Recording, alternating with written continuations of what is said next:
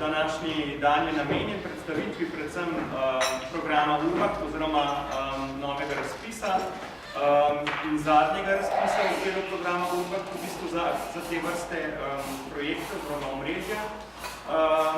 In poskušali bomo biti malo, bi rekel, informativni, malo pa tudi praktični v drugem delu, tako da bi en tako bolj delovno srečanje poskušali danes organizirati. Smo pa veseli, da se vas je kar javilo, da vas je izkazali interes in pa tudi, da so danes z nami predstavniki mestne občine Maribor in bi povabil kar k pozdravu podžupana Gregorja Reichenberga, ki predstavlja, bi rekel, en nov veter v tem mestu. Hvala lepa. Najprej seveda hvala lepa za povabilo. Mi je v resnici izjemno veselje, da lahko sodelujem v poziciji na strani odločevalca, ne tistega, ki me ga, ampak za tistega nekaj je bilo veliko povratek na servis. Odgovornost je tukaj po meni. Danes smo se z Markotom prej pogovarjali in bom ponovil to ilustracijo, na katero smo naredili, da smo bili poklicani in bomo zasedli te prostore HŽ-ja oziroma kabineta župana. Občutek, ki smo ga dobili, je takšen, da je isto zgodba mestne občine Maribor je zgodba simfoničnega orkestra, ogromno ljudi igra v tem bendu. Nisem čisto pripričan, da imajo vsi enake partiture, pa tudi mislim, da ni čisto, ne gledajo vsi tega istega dirigenta.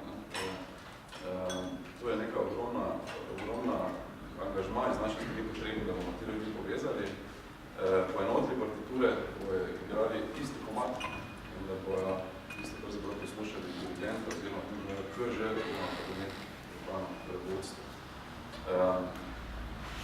Na tematiko prostora lahko rečem naslednje, da je pravzaprav arhitektura oziroma prostor. Kaj je v resnici arhitektura? To je tisto globoko zmeraj meni filozofsko vprašanje.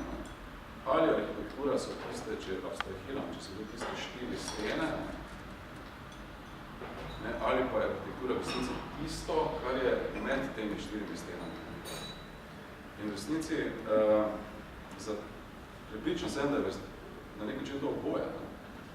Se pravi, prostor v povezavi z njegovimi robnimi pogoji. Robni pogoji so tisti, ki jih lahko neka oblast, nekdo, ki ima škarjen platon, definira. Življenje je pa tisto, ki se pa odvija tukaj v mestu. In da je življenje pravzaprav nam najboljše, oziroma tudi, da so robni pogoji prilagojeni temu življenju, kakšnega si ga želimo, je pa potrebno sodelovanje.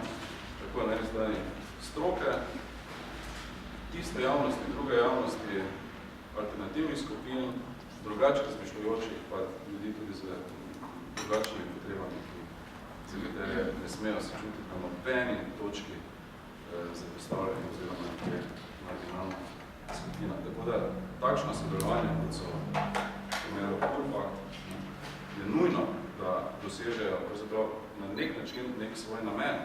Torej, da ne gre samo za tisto bolečino arhitekta, da producira papirno arhitekturo, če hočete, to so tiste stvari, ki ostanejo nekje v nekih predaljih. Ampak da so vsaj, da so osnova za nekaj, kar bo lahko stvari oziroma razvoj pregral naprej. Posebej pri teh stvarih je tako, spet grem nazaj na arhitekturo. Dosti krat jaz primerjam arhitekturo z kulinariko. Jaz lahko naredim fantastične renderje, fantastične slike, fantastično vse skupaj zgleda. Isto kot spravno. Če s tega nisem izkusil, če sem probal, ne vem, če dobro. Tako da isto za arhitekturo, oziroma za prostor, da se gradi. Tako da dobrodošli v Maribor, mislim,